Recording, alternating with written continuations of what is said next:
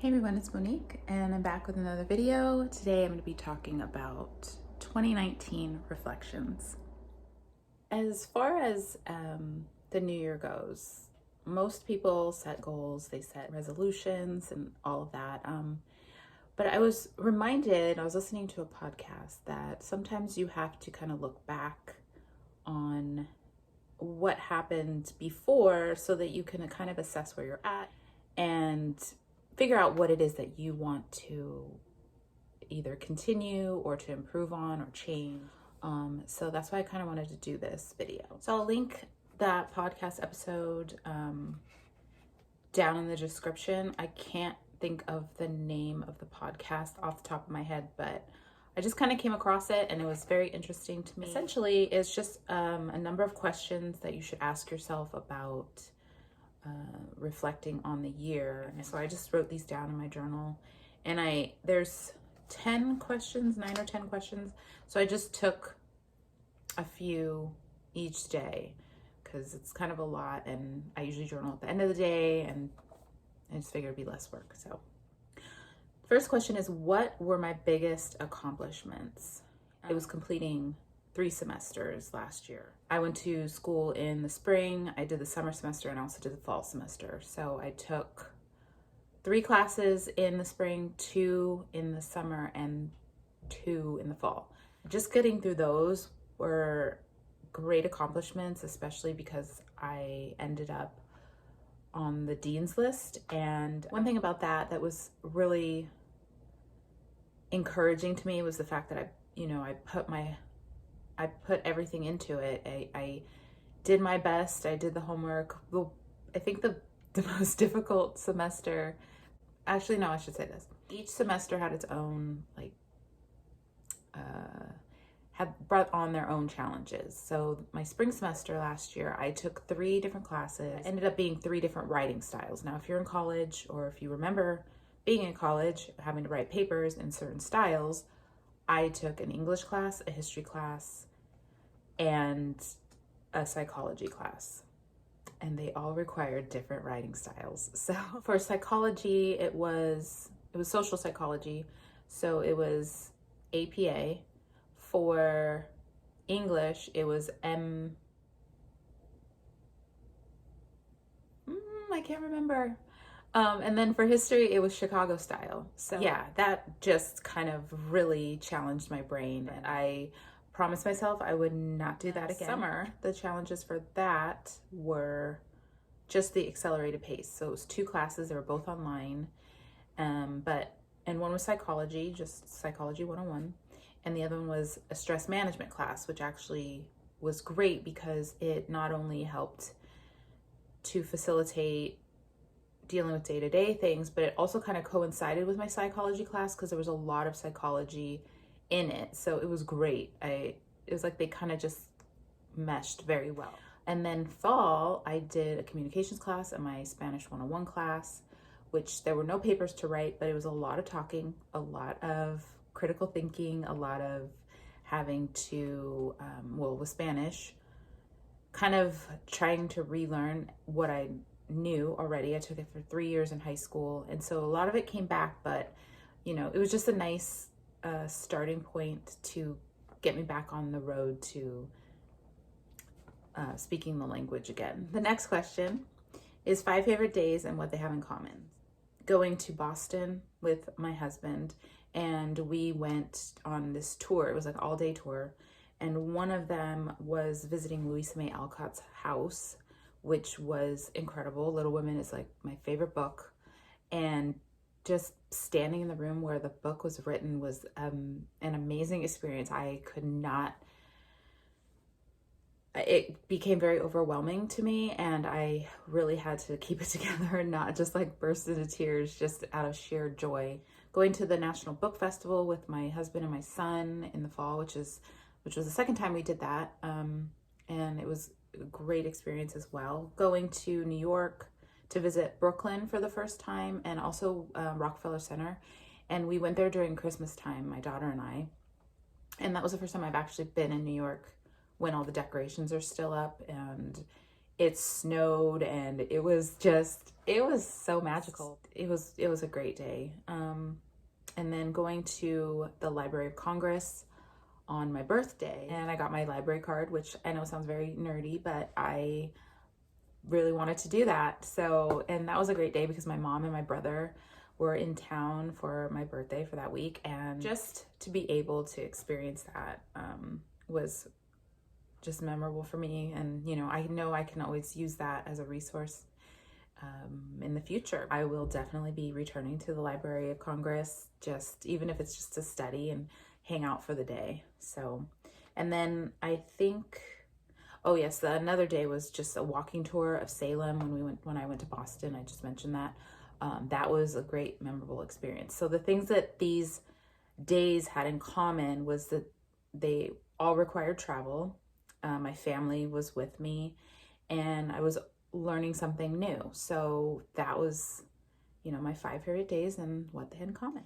And what did I learn in 2019? So I'm just going to read what I wrote just to keep it more concise. So I learned that I'm capable of so much more than I ever thought possible. I think I let fear hold me back for so long. Completing 3 semesters, writing papers, taking exams, creating projects, presentations, and pushing myself physically through movement by committing to a daily yoga practice again, treating myself like my best friend, and allowing myself the space to explore, grow, and learn and test my limits gave me such a tremendous time for growing. Being consistent, making plans, setting goals, and persevering through doubts, struggles, fears, and obstacles is something that isn't dreadful. It's so much actually more meaningful when you're able to go through those things. I learned that I'm at my best when I'm learning. I learned that I enjoy the journey. We always make plans and goals and we want to get to a certain place.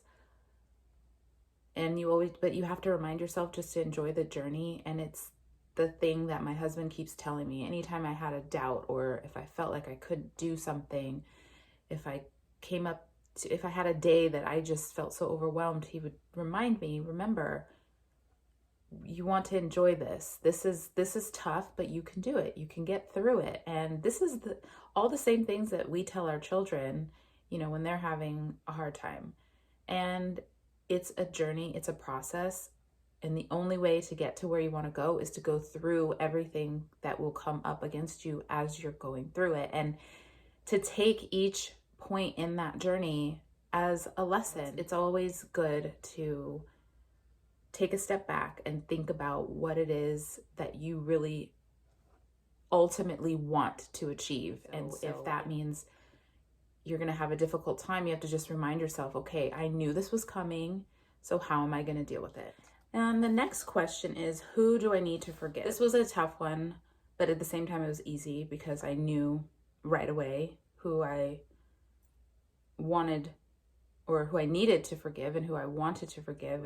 And I'm not going to get into the whole story, but essentially I just feel a lot better about the whole situation. And I think that it's very therapeutic to let go of things that people have done to you, because I don't want to carry that around. I have enough going on in my life. I don't want to carry around bitterness and anger. One thing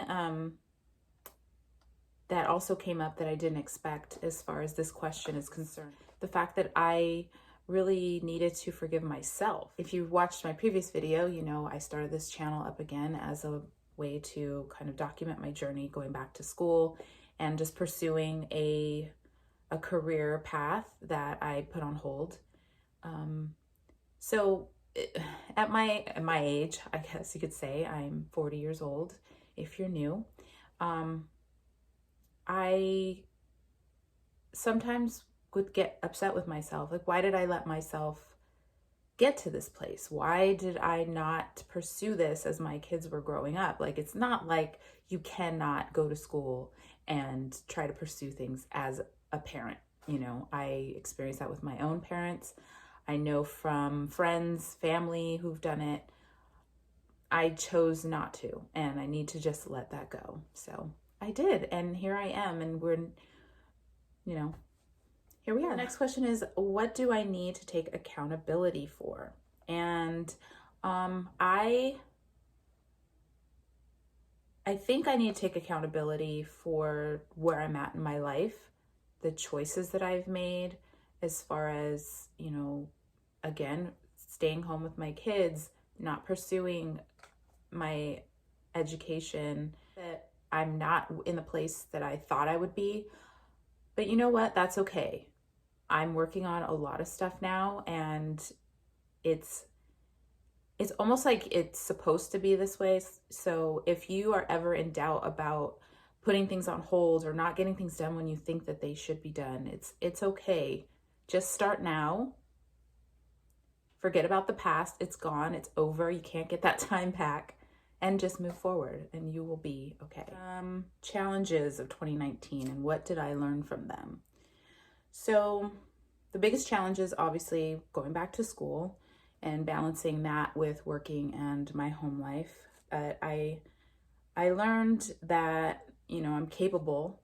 I learned that being consistent and being organized is a huge benefit, and scheduling fun times is important, because I'm very apt to get, caught up in all of the to-dos and what I have to do. And I can, just be very driven and motivated to keep going.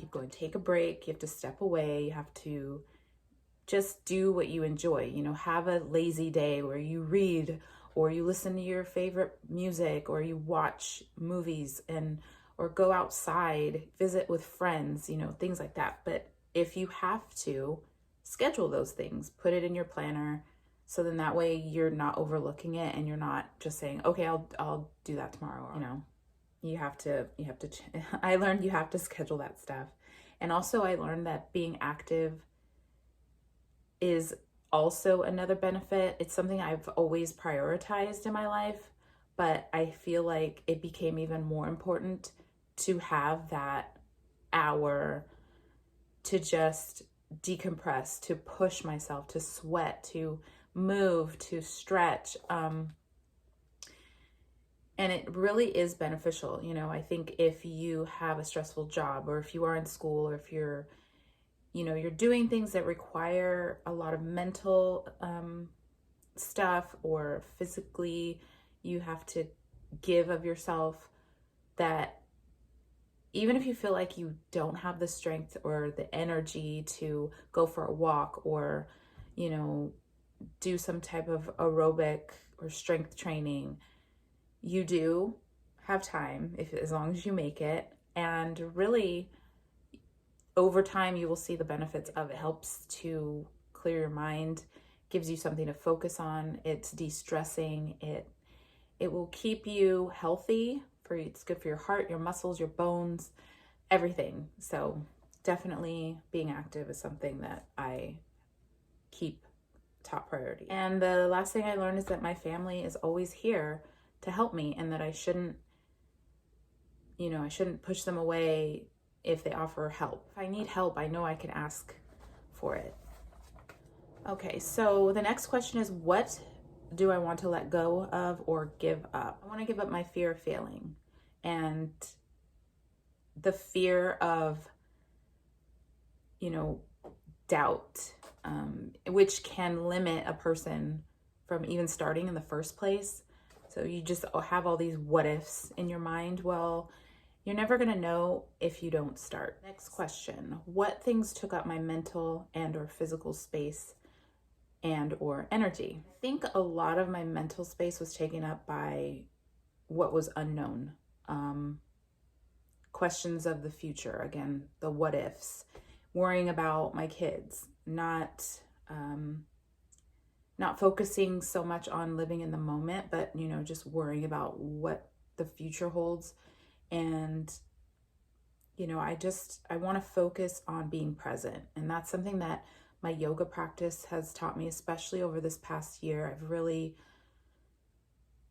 tried to dive a little bit more deeply into not just the physical part of it, but just the spiritual and the introspective part of it that really I've always been aware of. And I meditate and I do try to make that part of my practice, but it's always reminding me that I need to just be present, be here, be now. Right here is the only time that matters, and what you're doing now will affect your future. So make the best choices, do your best, enjoy it. Yeah.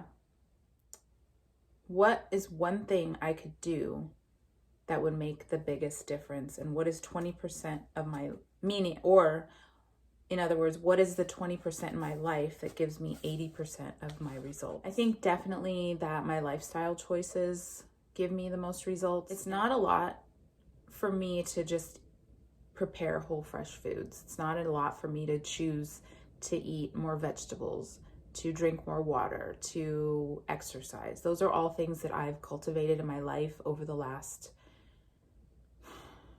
20 plus years. So I have found what works for me, and that's what I do. 20% that I think of is just my daily choices and what I eat, how I move my body. It doesn't take up a lot of time in the span of 24 hours. I do believe that it has helped me maintain myself mentally, emotionally, physically. And also I think that, again, it doesn't take up a lot of time. And once you have that in your life, it becomes kind of like brushing your teeth. I mean, you have to change things up every now and then just to challenge yourself, which is definitely good also for not getting bored. But I think in the long run too, I think of my future. I'm getting older. I want to be able to move my body. I want to be able to be physically capable and healthy. So I think I want to also dedicate more time to giving compliments to people, to my husband. It doesn't take a lot of time to say thank you to somebody and then elaborate on it, why you're saying thank you, or to let a friend know that you're thinking about them in the moment that you're thinking about them. Just shoot them a text, send them an email, give them a phone call. And it really doesn't take that much time to do in the grand scheme of things. A lot of the things that we put off don't take a lot of time. It improves your relationships when you're able to do that. I think I want to focus on making sure that I let those I care about know that I do care about them and that I'm thinking about them and that sort of thing. It's just letting people know that you care. So essentially that's my reflections on 2019. I really like this exercise. Again, I will link to the podcast episode that I listened to. And what are your reflections on 2019? Maybe you might want to do this exercise yourself. And next week, I'm going to share my goals for 2020 based on this reflection exercise. And so I will see you then. Thank you so much for watching. I'm happy that you're here. Give this video a thumbs up. Let me know that you enjoyed this. Comment if you have any questions. And I will be posting more about school stuff because the semester is going to start in about 2 weeks. So I'm kind of nervous. I'm very excited, but it's going to be a great semester. Hope you're having a great day, and I will see you next time. Bye.